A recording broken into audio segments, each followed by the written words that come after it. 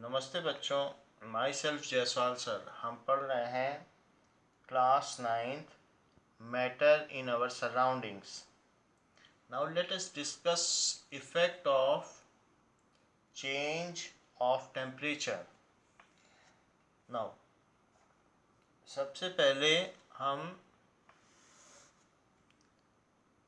एक beaker stand लें और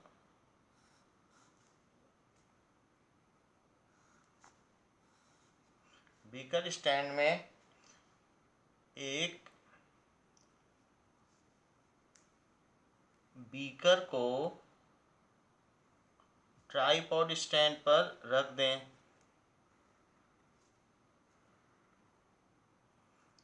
और उसमें एक बर्नर रख दें।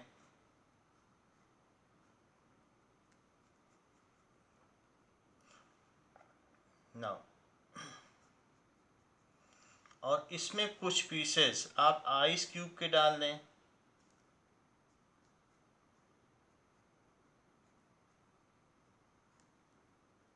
इस तरीके से एंड फ्लेम चालू कर दें बर्नर की। Put a thermometer over this stand to measure the temperature of substance. तो इसमें एक थर्मामीटर सिक्योर कर दें जिससे कि आप इसके टेम्परेचर को मेज़र कर सकें। And put also a stirrer. So एक स्टीरर जिससे इसको हिलाया जा सके, स्टीरर डाल दें। स्टीरर इस तरीके का होता है जिससे कि कोई भी चीज़ हिलाई जा सके। So stirrer is like this is stirrer. So ऐसा ही स्टीरर इसमें डाल दें जिससे किसी चीज़ को स्टीर किया जा सके, मूव किया जा सके, कि जिससे टेम्परेचर हम इवनली यूनिफॉर्म करने के लिए इसको यूज़ करते हैं। So this is stirrer. ऐसा होता है। Okay, now after doing so, और इसके ऊपर आप एक वायर गेज रख दें जैसा कि आपको हमने वीडियो में दिखाया था कि ट्राइपॉड स्टैंड के ऊपर आपको एक वायर गेज रखना पड़ेगा। तो वायर गेज ऐसे, ये वायर गेज है, तो ट्राइपॉड स्टैंड उसके ऊपर वायर गेज रखा हुआ। This is tripod stand. Now तो हम ये देखेंगे कि मैटर एक स्टेट से दूसरी स्टेट में कैसे चेंज होते हैं। तो इसकी नेमिंग कर लें। This is iron stand, this is burner, this is tripod stand,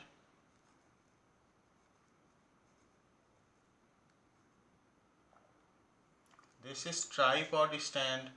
Next it is wire gauge,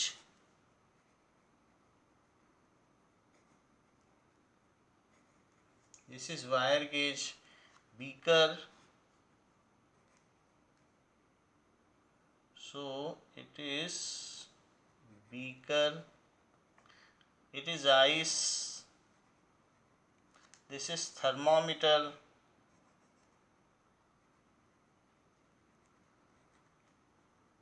and this is stirrer. So now after doing such arrangement, let us discuss how solid changes into liquid. How solid change into liquid state.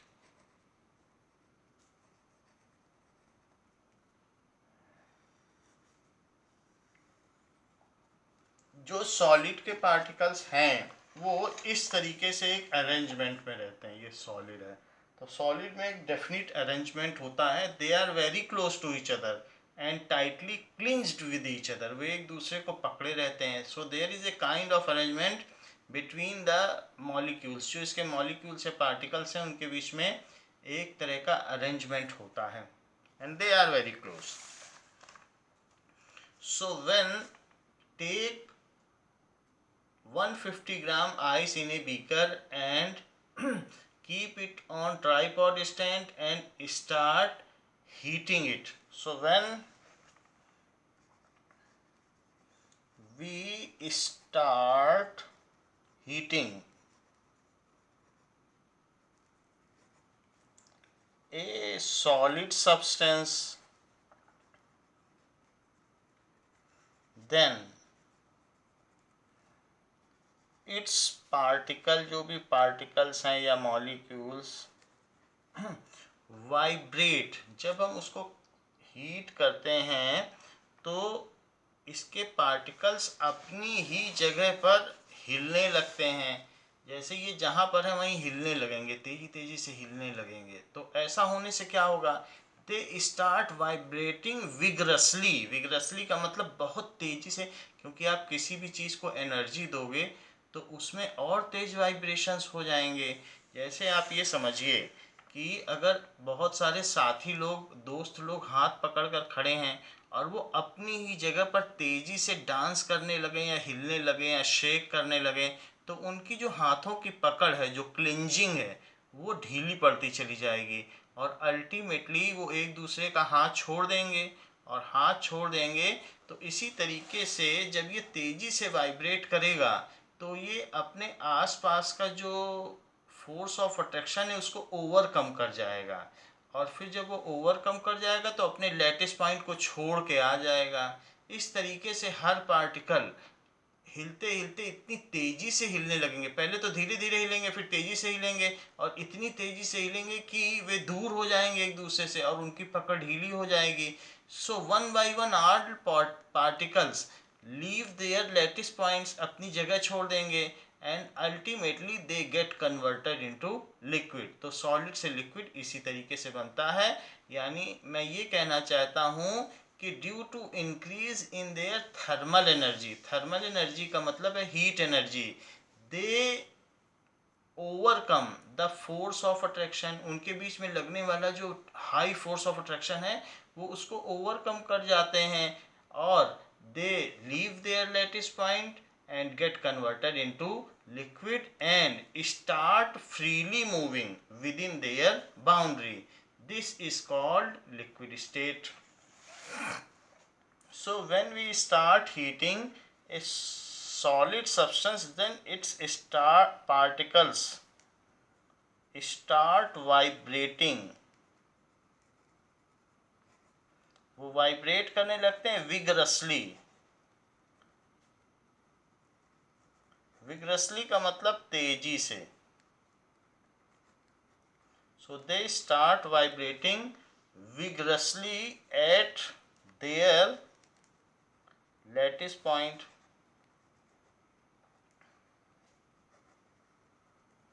वो वहाँ पर तेजी से हिलने लगते हैं। फिर क्या होता है कि एंड मैनेज टू ओवरकम, जब तेजी से हिलने लगेंगे एट ए सर्टेन टेम्परेचर, एक टेम्परेचर ऐसा आ जाएगा, एट ए सर्टेन टेम्परेचर, वो टेम्परेचर मेल्टिंग पॉइंट कहलाता है। Eight a certain temperature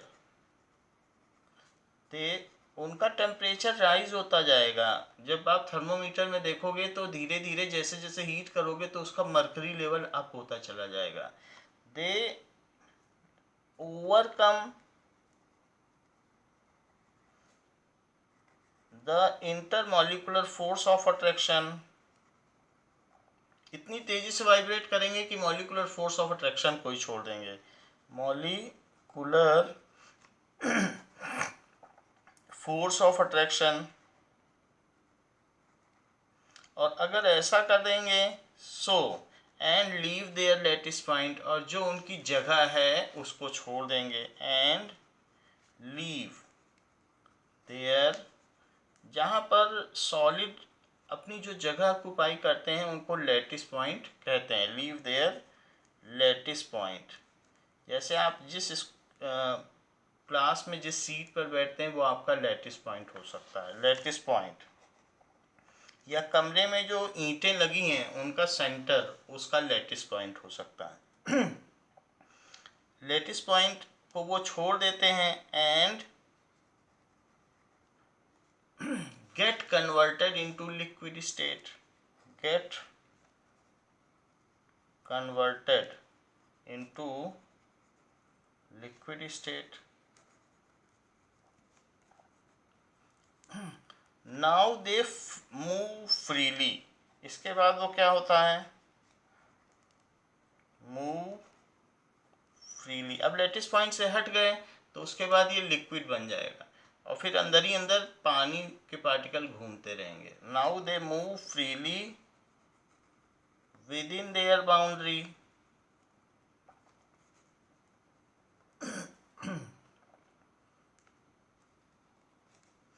this is called liquid state. इसे क्या कहा जाएगा, this is called liquid state.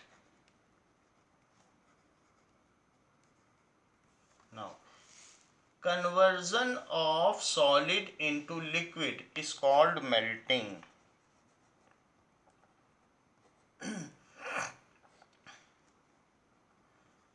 Conversion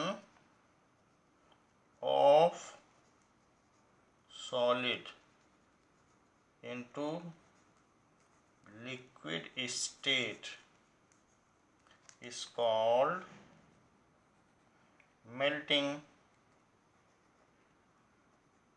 इस चीज को मेल्टिंग कहा जाएगा।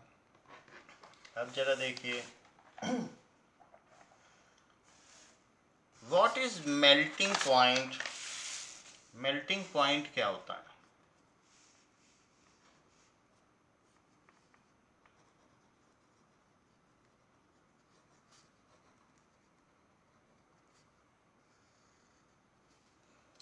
Melting point the temperature, the constant temperature. जब भी आप आइस को लिक्विड में बदलोगे तो वो 0 डिग्री सेल्सियस जब टेम्परेचर हो जाएगा तो सारा आइस लिक्विड में बदल जाता है। तो ये जो चीज़ है ये एक फिक्स्ड टेम्परेचर पर होती है। सो द कांस्टेंट टेम्परेचर, हाँ ये बात अलग अलग है कि सबके मेल्टिंग पॉइंट्स अलग अलग होते हैं। जैसे आयरन को अगर आप मोल्टन आयरन में बदलना चाहते हो तो 2600 डिग्री सेल्सियस तक आपको हीट करना पड़ेगा। तो इस तरीके से अलग अलग सबका मेल्टिंग पॉइंट होता है। सो द कांस्टेंट टेम्परेचर, वो फिक्स्ड टेम्परेचर है हर एक मैटर के लिए, क्योंकि सबके बीच अलग अलग फोर्स ऑफ अट्रैक्शन है।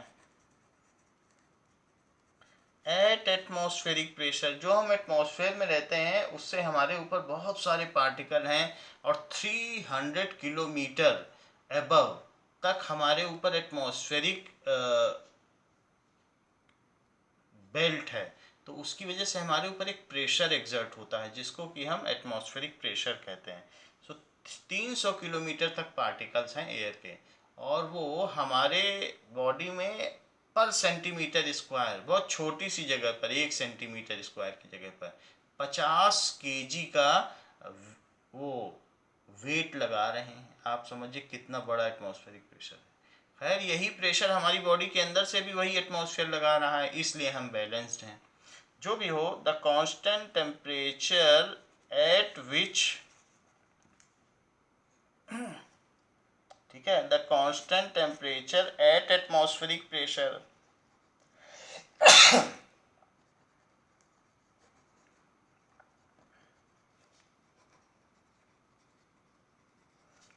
at which solid get converted into liquid, या सॉलिड मेल्ट्स, ठीक है, solid gate converted into liquid,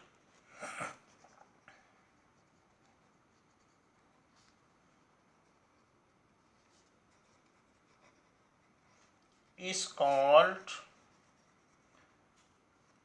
melting point of that substance, melting point of that substance. For example, melting point of ice is 0 degree Celsius and melting point of iron is 2600 degree Celsius. अलग अलग temperature पर होता है। ज़रा देखें इसकी और क्या डेफिनीशन है। सो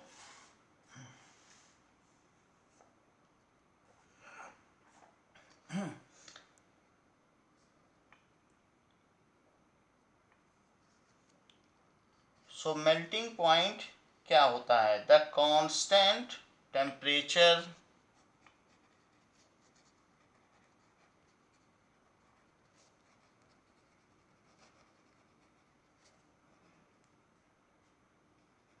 at atmospheric pressure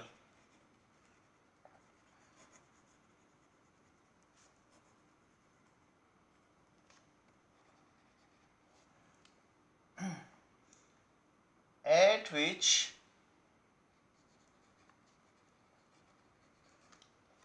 a substance get converted into liquid state या फिर melts is called melting point of that substance।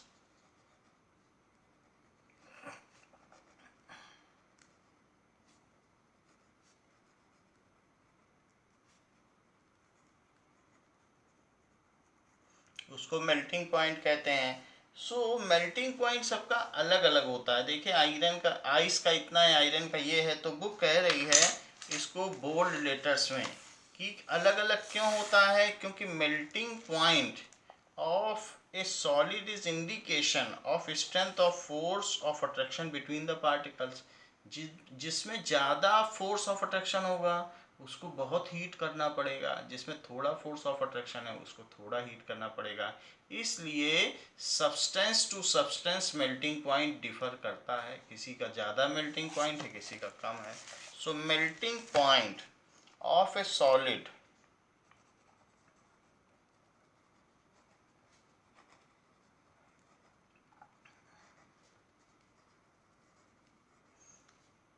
is an indication of the strength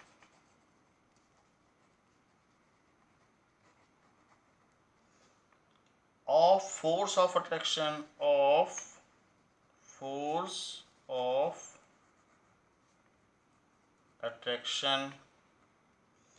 between the particles।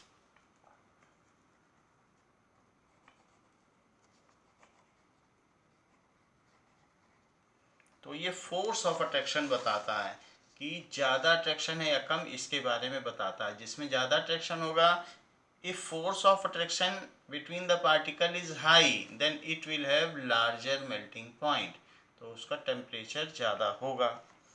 अब ज़रा देखें, मान लीजिए कि इस टम्बलर में या बर्तन में आइस है और इसको मेल्ट किया जा रहा है। So this is under the process of melting, और कुछ वाटर भी है इसमें। तो अब इसमें आप थर्मोमीटर लगा लें, तो थर्मोमीटर लगा लेंगे और इसके बाद 10 मिनट्स के बाद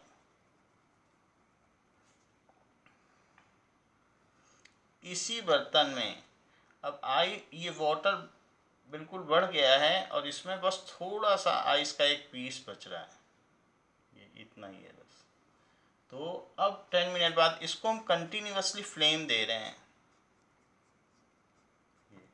तो इसमें भी थर्मोमीटर लगा दें ऐसे। तो थर्मोमीटर क्या करता है, टेम्परेचर मीज़र करता है। तो क्या आप हमें बता सकते हैं कि इसमें थर्मोमीटर का लेवल ज़्यादा होगा कि इसमें?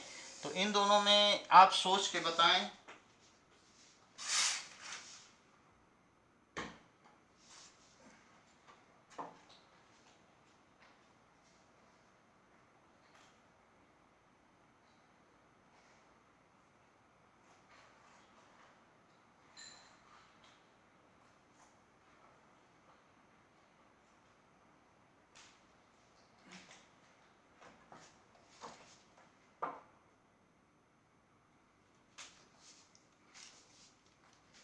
देखिए,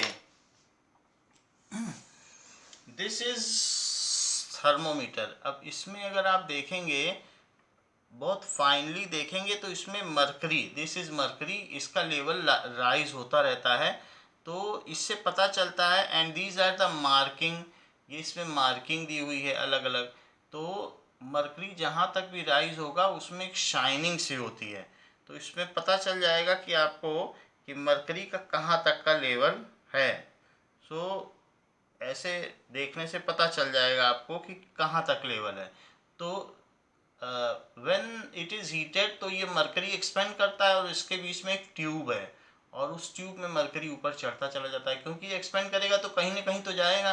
तो हीट जब हम इसको कर रहे हैं तो मरकरी एक्सपेंड कर रहा है और ऊपर बढ़ता जा रहा है, और ये टेम्परेचर बताता है। तो इसमें आपने क्या सोचा कि इसमें इसमें लेवल ज़्यादा होगा कि इसमें लेवल ज़्यादा होगा, किस में लेवल ज़्यादा होगा? या फिर दोनों में सेम लेवल होगा? और एक और भी केस है कि जस्ट मेल्ट्स, मान लीजिए बिल्कुल अभी अभी मेल्ट हुआ है, ये जो आखिरी पीस ऑफ आइस है, जस्ट मेल्ट, तो लेवल क्या होगा? और सबसे ऊंचा लेवल किस में होगा? इसमें, इसमें या इसमें? हम इसको भी हीट दे रहे हैं, लगातार हीट दे रहे हैं। सो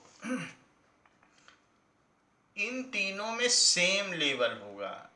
in all the cases the level of mercury या फिर the temperature measured by thermometer is same in all the three cases. ऐसा क्यों हुआ? टेम्परेचर measured by thermometer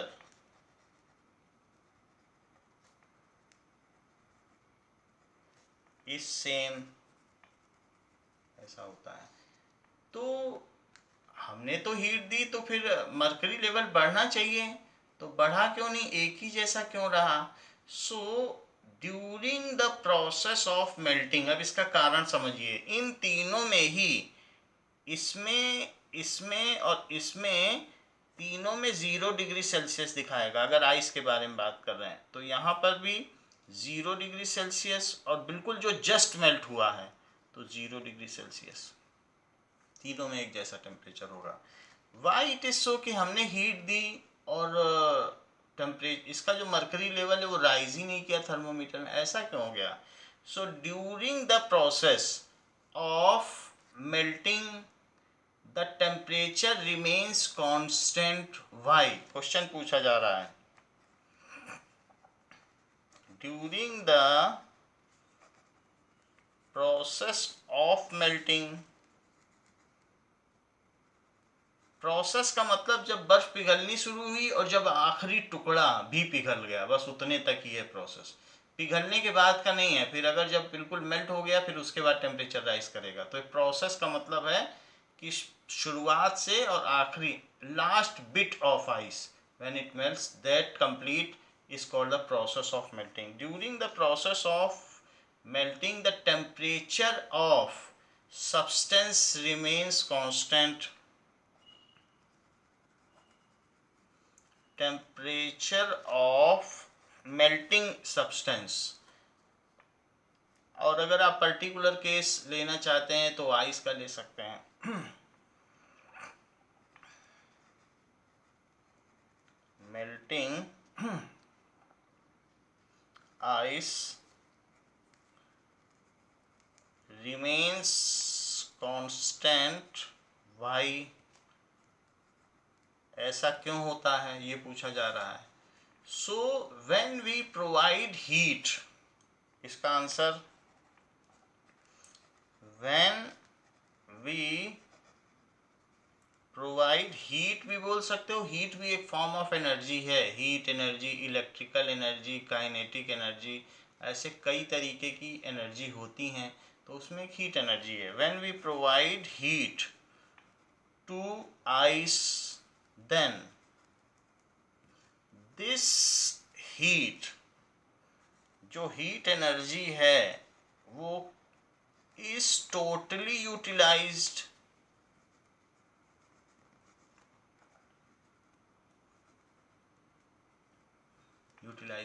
अब जरा देखो, अगर हमने इसको हीट दी तो ये दो चीज कर सकती थी। इसमें जो पार्टिकल्स थे वाटर के उनको तेजी से हिला देती, अगर वो हिल जाते तो इसका टेम्परेचर बढ़ जाता है, क्योंकि पार्टिकल के मूवमेंट से काइनेटिक एनर्जी भी बढ़ती है और टेम्परेचर भी बढ़ता है। तो वो हिलते तो मरकरी को हिट करते और मरकरी को अपना टेम्परेचर दे देते, अपनी हीट एनर्जी दे देते। तो लेकिन ऐसा नहीं हुआ। जब प्रोसेस ऑफ हीटिंग की गई तो वो heat energy is solely utilized, वो पूर्णतया उपयोग में लाई जाती है to overcome the force of attraction in solid particles. वो इसको मूवमेंट कराने में नहीं आती है कि अगर आप हीट दोगे तो लिक्विड के पार्टिकल और तेजी से मूव करेंगे, नहीं। जब तक आखिरी बिट ऑफ बर्फ पिघल नहीं जाती तब तक the heat provided is solely utilized to overcome the force of attraction between solid particles and melt them। तो वो इस लिक्विड के लिए कुछ नहीं करती, वो उसका काम है आखिरी बिट ऑफ बर्फ को पिघलाना। Hence the temperature of liquid does not rise, इसीलिए उस सब्सटेंस का, क्योंकि उस समय एक फेस ट्रांसफॉर्मेशन चल रहा होता है, उस समय एक स्टेट ट्रांसफॉर्मेशन चल रहा होता है, प्रोसेस ऑफ मेल्टिंग चल रहा होता है। तो उस हीट से टेम्परेचर नहीं बढ़ता। और इस हीट को, जो हीट भी दी गई और टेम्परेचर भी नहीं राइज किया गया, तो उसको कहते हैं हिडन हीट, या फिर उसको कहते हैं लेटेंट हीट, गुप्त ऊष्मा। ऊष्मा तो दी गई बट वो ऐसी चोरी छुपे ऊष्मा है कि जिसने टेम्परेचर नहीं बढ़ाया। So it is totally utilized या solely utilized to overcome the force of attraction between solid particles।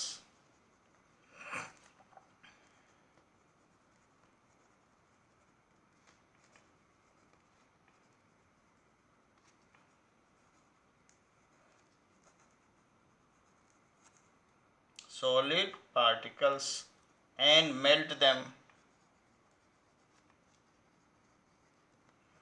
तो वो उनको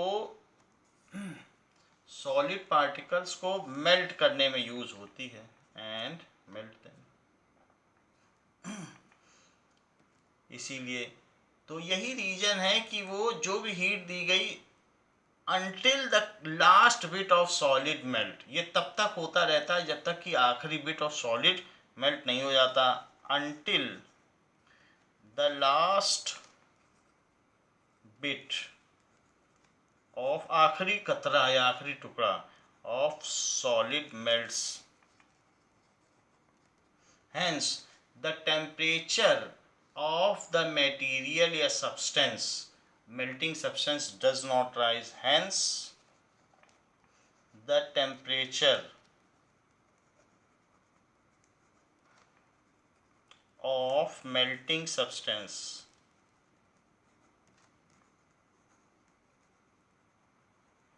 जो पिघल रहा है substance, melting substance does not rise.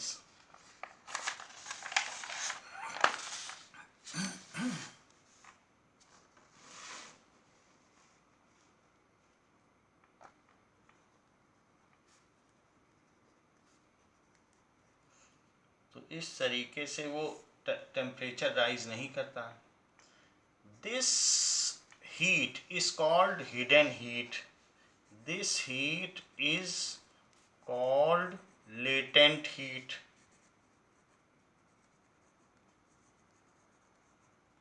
So latent heat का मतलब hidden heat।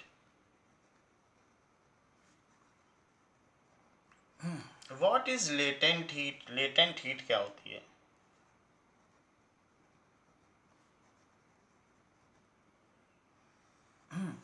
चाहे आप सॉलिड से लिक्विड बना रहे हों या फिर लिक्विड से आप स्टीम बना रहे हो, मान लो गैस बना रहे हो, तो होता क्या है कि लिक्विड में भी बहुत अच्छा खासा फोर्स ऑफ अट्रैक्शन होता है। तो अगर लिक्विड को आप हीट करो, ये वाटर है, तो आप देखोगे लिक्विड में अगर आप हीट करोगे ये, तो सबसे पहले इसके पार्टिकल बड़ी तेजी से घूमेंगे।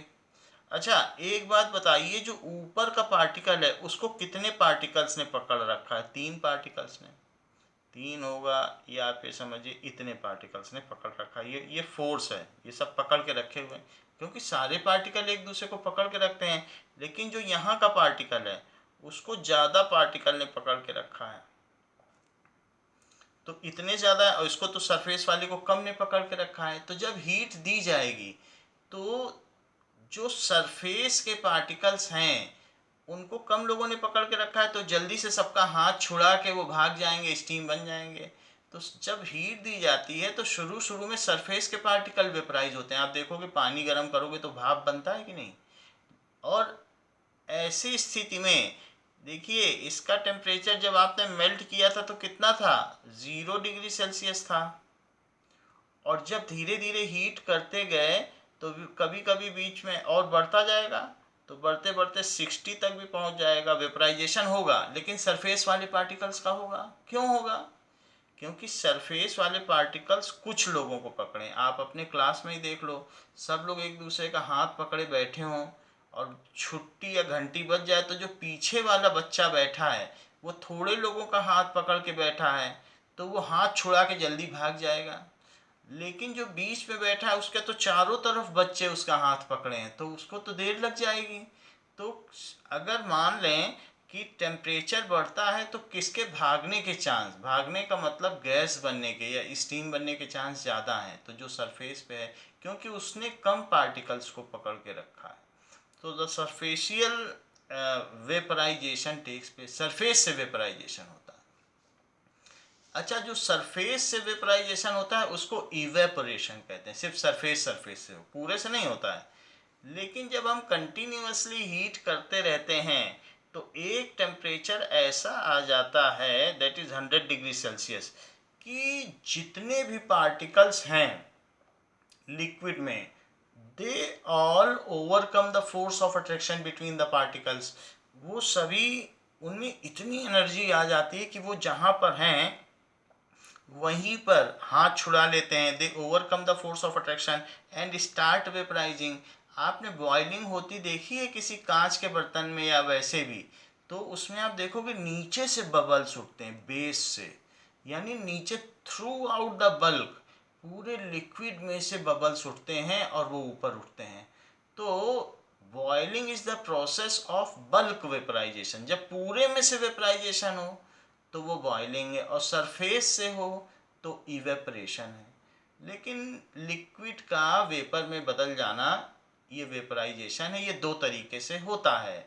यदि वेपराइजेशन सरफेस से हो तो इवेपरेशन, और यदि वेपराइजेशन बल्क में हो तो बॉइलिंग। ये चीज़ होती है। खैर जो भी हो, चाहे लिक्विड अगर वेपर में बदले, तो आप मुझे बताओ, मान लो ये बॉइलिंग शुरू हो गई। अब बॉइलिंग अगर शुरू हो गई, ये बॉईल करने लगा, ये लिक्विड अब ये बॉईल करने लगा और ये वेपर्स बनने लगे, तो अब ये बताओ कि अगर मैं पानी को रख दूं और आधे घंटे, अगर हाफ एन आवर तक, 30 मिनट्स तक उसे बॉईल होने दूं, और 30 मिनट तक बॉईल होने दूंगा तो पानी कम हो जाएगा, क्योंकि बॉईल होते होते तो कम हो जाएगा, बहुत सारा स्टीम बन जाएगा, मान लो इतना रह गया।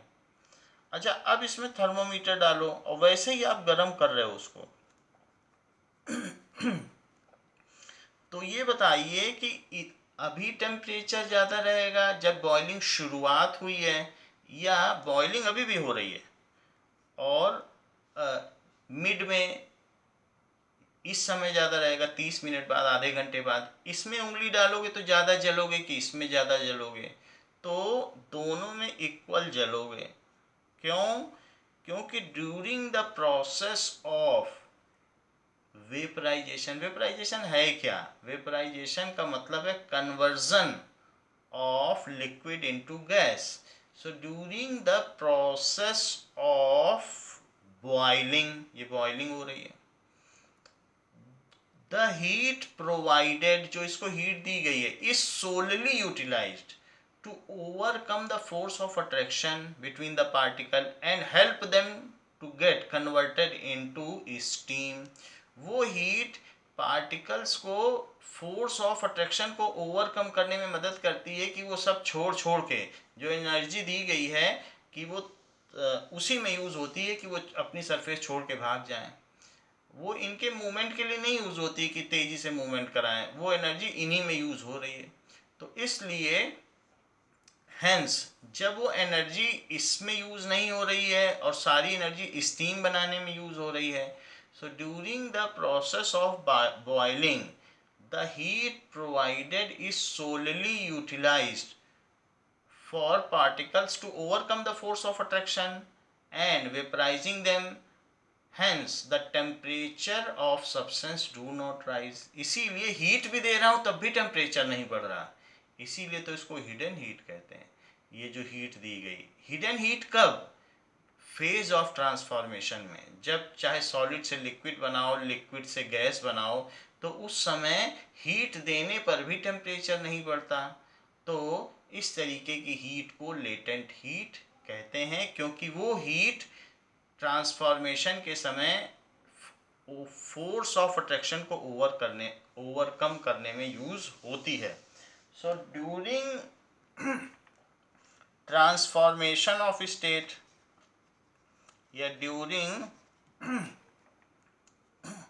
interconversion of state, transformation of state,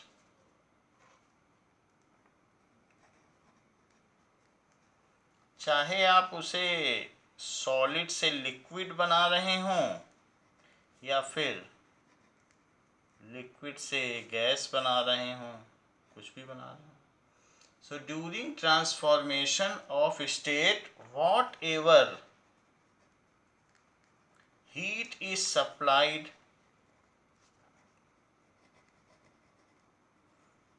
is totally utilized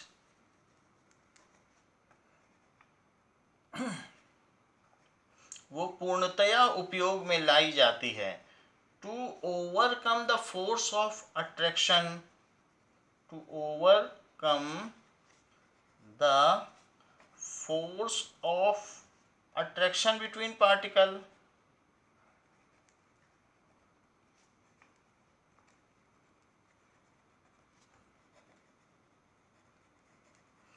and help substance to get converted from one state to other state। वो चीज़ जो हो रही है उसका पूरा ध्यान इसमें है कि फोर्स ऑफ अट्रैक्शन को वो ओवरकम करें, अपना चाहे लैटिस पॉइंट छोड़ें और इस केस में अपनी सरफेस छोड़ दें, इसी बात पर उसका ध्यान है जो हीट आपने दी।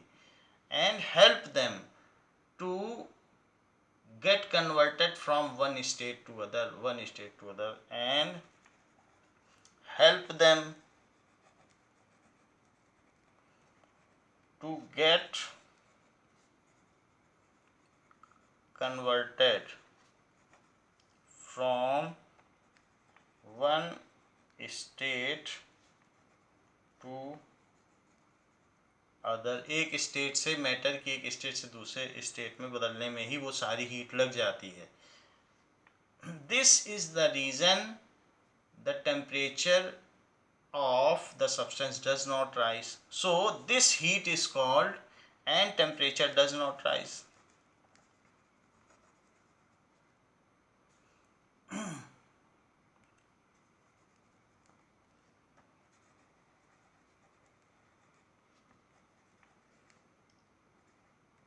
This heat is called hidden heat. Is called hidden heat या latent heat। तो इसे कहते हैं गुप्त ऊष्मा।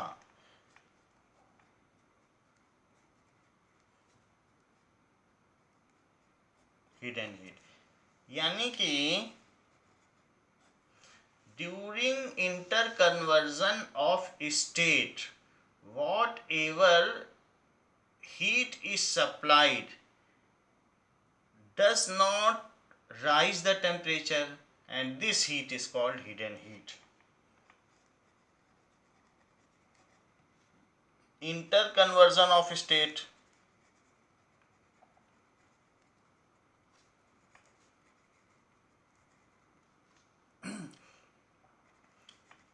whatever heat is supplied does not make rise in temperature.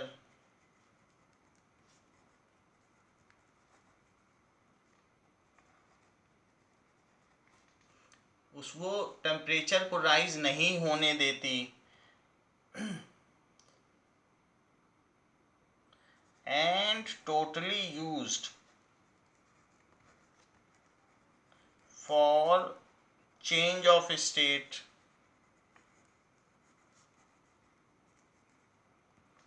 This is called latent heat.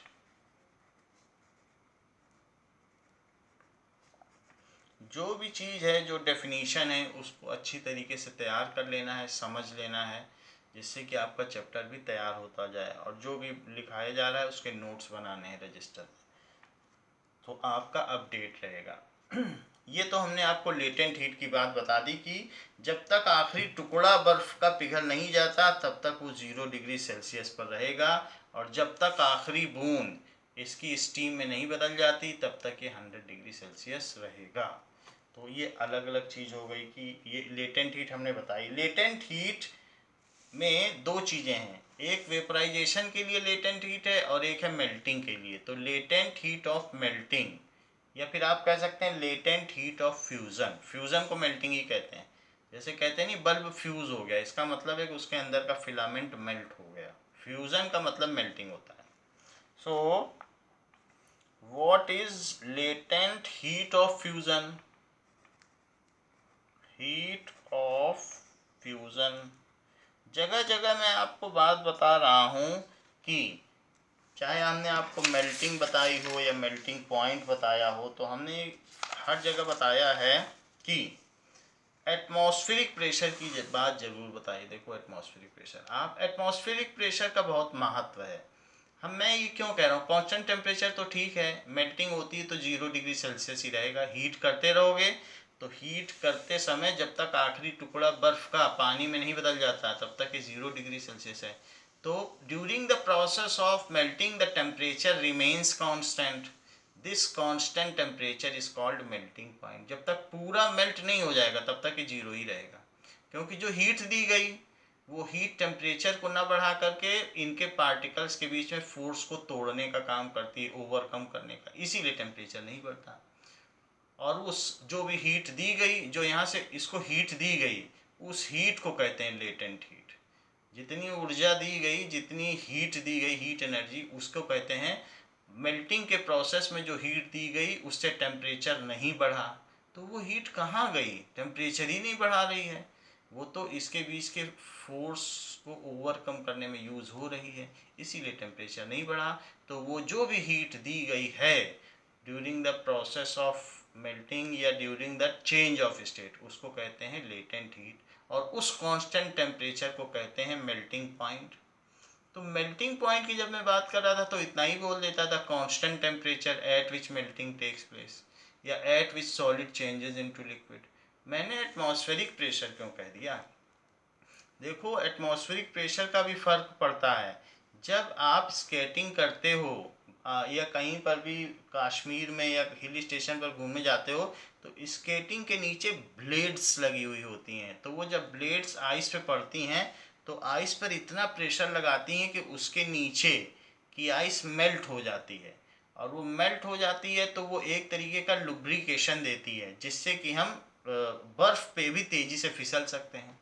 आप कुछ ना करें, आप अपने घर में आइस क्यूब पे 5 रुपए का सिक्का रख दें, तो जहाँ 5 रुपए का सिक्का रखा है आइस पे, वो जगह पर प्रेशर ज़्यादा पड़ रहा है, वहाँ की बर्फ़ ज़्यादा पिघलेगी। तो मेरा कहने का मतलब है कि मेल्टिंग पॉइंट प्रेशर पर भी डिपेंड है। ज़्यादा प्रेशर लगा दोगे तो वो उसका मेल्टिंग पॉइंट बदल जाएगा। तो इसलिए मैंने कहा कि फिर तो मेल्टिंग पॉइंट अलग अलग प्रेशर पर अलग अलग हुआ। आइस, श्रीनगर की आइस पिघल नहीं रही थी, लेकिन आपने उसमें अपनी स्केटिंग लगाई और उसमें ब्लेड्स थी और उसको आपने पिघला दिया। मान लो -10 डिग्री सेल्सियस श्रीनगर का टेम्परेचर था, और आपने स्केटिंग लगाई और उस पर खड़े हो गए तो नीचे की बर्फ़ पिघल गई। तो इसका मतलब -10 पे पिघला दिया, तो वहाँ -10 हो गई। तो जब प्रेशर ज़्यादा लगाओगे तो जो आइस है वो -10 -20 पे भी पिघल जाएगी। तो इस तरीके से हम फिर हमारा मेल्टिंग पॉइंट फिक्स नहीं हो पाएगा।